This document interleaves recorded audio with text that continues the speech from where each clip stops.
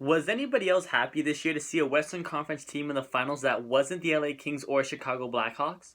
And because of the draft order, I get to feature those teams back to back. The next video will be about the Chicago Blackhawks. Today, we're going to talk about the LA Kings. Now, the LA Kings have some big decisions to make this offseason, starting right now because we're in the buyout period, and the big question with them is, are they going to buy out Dustin Brown? Back in the glory days for Dustin Brown, which was 2013, the LA Kings GM, Dean Lombardi, thought it would be a great idea to give him an 8-year contract extension for $5.9 a season. Now all Dean Lombardi is doing is sitting in his office looking at the contract and going, well,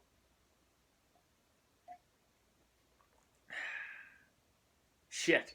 But I think the Dustin Brown situation comes down to this. Are the Kings willing to pay Dustin Brown less than his $5.9 million cap hit for many more seasons for him to not play on their team if it means they have a better chance at re-signing Milan Lucic? And if I were Dean Lombardi, I'd be saying yes. Because even if you think about the past few seasons, the LA Kings haven't had a ton of cap space. Then you gotta remember the fact that Anze Kopitar's massive contract kicks in this summer.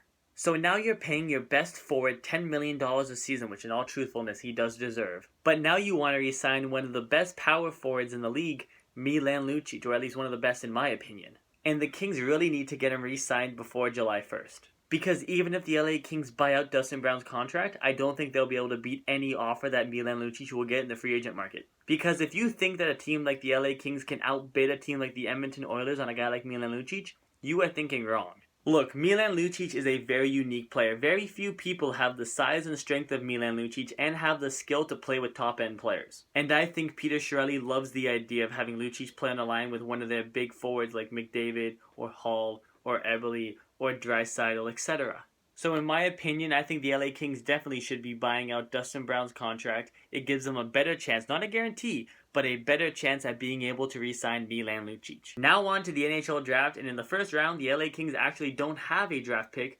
Carolina has theirs because of the Andre Sekera trade. Because the news just can't get better for LA, right? So we can essentially just skip talking about the draft and go right to the pending RFAs and UFAs. Let's start with the pending RFAs because there's not many. McNabb is the only noteworthy RFA they have, and I don't see him making more than $2 million a season, so I don't think the LA Kings will have too much trouble with signing him, but you never know. Now to the pending UFAs, you obviously know that Milan Lucic is one of them because I spent the last little while talking about him. Then we got Chris Versteeg, and I really just hope the guy can find a permanent home. I think he started in Chicago, then he got traded to Toronto, and then to Philly, and then back to Chicago, and then I think he went to Carolina for a while, and now he's in LA. I'm not sure, maybe I missed a team or two in there somewhere. He just seems to be traveling all over the place. I hope he can find a permanent home and stay there for a couple of seasons at least. Then we got former 5th overall pick of the Maple Leafs, Luke Schenn. Now, Luke Schenn is still fairly young, 26 to be exact, and I'm sure some team out there will give him a 1 to 2 year contract at around $30 million a season to try to get his game back. But he's definitely not the player the Leafs thought they were getting when they picked him 5th overall all those seasons ago.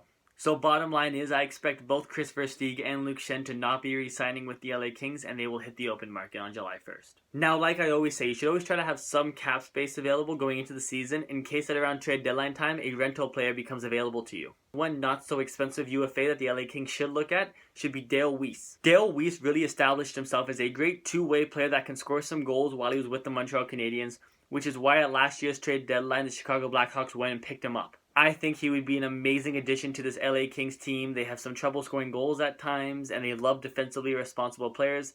That's a guy who won't cost you much and can do both of those things. So I think the LA Kings offseason plan is to free up some cap space and do the best you can at re-signing Milan Lucic. So thank you guys for watching my video on the LA Kings offseason plan. Please like the video. Please subscribe to the channel. It would mean so much to me.